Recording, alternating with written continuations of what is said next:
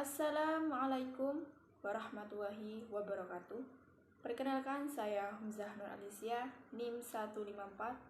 Saya dari Prodi Manajemen Fakultas Ekonomi dan Bisnis Universitas Trunojoyo, Madura.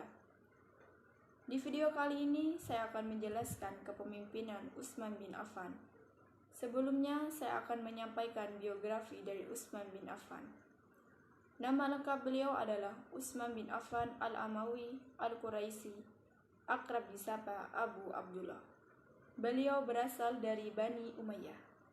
Dilahirkan di Taif pada tahun 567 Masehi. Beliau wafat pada tahun 35 Hijriah pada usia 82 tahun. Beliau menjabat sebagai khalifah ketiga yang diangkat untuk menggantikan Umar bin Khattab dan merupakan Khulafaur Rasyidin dengan masa kekuasaan terlama, yaitu selama 12 tahun. Utsman bin Affan adalah seorang sahabat Nabi Muhammad SAW yang dikenal pemalu, dermawan, dan sopan santun. Walaupun Utsman dikenal pemalu, tetapi ia juga seorang khalifah yang dapat bersikap tegas dalam menjalankan tugasnya menjadi seorang pemimpin. Karena sifat malu dan sikap tegasnya itulah yang menjadikannya salah satu khalifah yang berhasil dalam memimpin negaranya. Beliau memerintah selama 2 periode. Periode 6 tahun pertama yaitu kemajuan yang ditandai dengan berbagai keberhasilan dan kejayaan. Dan 6 tahun kedua yaitu kemunduran yang ditandai dengan gejolak berbagai fitnah. Sayyidina Utsman menduduki amanah sebagai khalifah pada berusia sekitar 70 tahun. Pada masa pemerintahannya, kaum muslimin Arab berada pada permulaan zaman perubahan. Hal ini ditandai dengan perputaran dan percepatan pertumbuhan ekonomi yang disebabkan dari aliran kekayaan negeri Islam ke tanah Arab.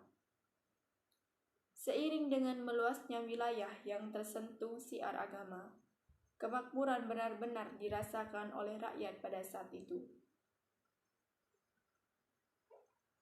Dasar teori yang digunakan Utsman bin Affan adalah analisis gaps, yaitu berupa tujuan, kemampuan, persepsi, dan standar.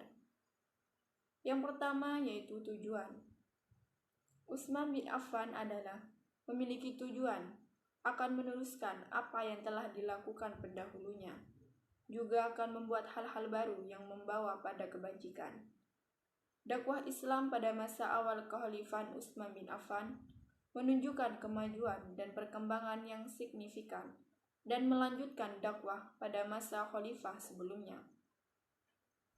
Utsman juga meneruskan dan bahkan menambahkan dari kebijakan Khalifah Umar. Khalifah Umar bin Khattab telah menetapkan bagi setiap kaum muslimin mendapatkan 1 dirham dari Baitul Mal setiap malam Ramadan sebagai santunan untuk berbuka puasa, dan 2 dirham bagi para ummul mukmin. Dan kebijakan yang paling hebatnya adalah beliau mengumpulkan semua kaum muslimin pada 1 mushaf dan 1 qiraat. Hal ini beliau lakukan untuk meredam dan menghindari terjadinya perselisihan di antara kaum muslimin. Yang kedua yaitu kemampuan. Utsman bin Affan yaitu seorang pedagang kain yang kaya raya. Sosok pribadi yang suka membantu dan mendermakan hartanya untuk kejayaan Islam. Pada masanya, beliau dikenal sebagai ahli ekonomi dan memiliki binatang ternak melebihi peternak lainnya. Selama 12 tahun masa pemerintahan Utsman bin Affan, beliau memberikan kontribusi bagi kemajuan umat Islam. Baik dari segi perluasan wilayah, beliau melakukan berbagai ekspansi terhadap daerah-daerah yang terhenti pada masa pemerintahan Umar. Metode yang digunakan Utsman dalam perluasan wilayah dilakukan melalui 2 cara, yaitu jalur darat dan laut. Utsman juga memberikan 1 karya yang membuat umat Islam bersatu. Hal ini dibuktikan dengan karya beliau dengan menyusun mushaf Al-Quran. Yang ketiga yaitu persepsi. Utsman bin Affan memiliki sifat yang luar biasa. Rakyatnya sangat menghormati dan menghargainya. Sifat dermawan. Utsman bin Affan adalah sosok yang dikenal sangat dermawan. Ada sebuah kisah ketika Rasulullah SAW merencanakan mengganti mata air untuk kepentingan umat di Madinah. Ia menyumbangkan hartanya sebesar 2.000 dirham untuk keperluan penggalian mata air tersebut. Begitu pula ketika Rasulullah SAW membutuhkan sebidang tanah untuk keperluan pembangunan Masjid Nabawi. Utsman segera menyumbangkan hartanya. Keberanian. Utsman bin Affan sebagai seorang khalifah terkenal akan keberaniannya. Pada masa pemerintahannya, banyak terjadi pemberontakan. Khalifah Utsman tidak gentar menghadapi pemberontakan tersebut. Beliau juga tidak gentar menghadapi pasukan Romawi di Afrika Utara yang berkekuatan 1.200 dengan peralatan perang yang lengkap. Yang ketiga yaitu kesederhanaan. Meski tergolong sebagai orang yang kaya, beliau tidak hidup berfoya-foya.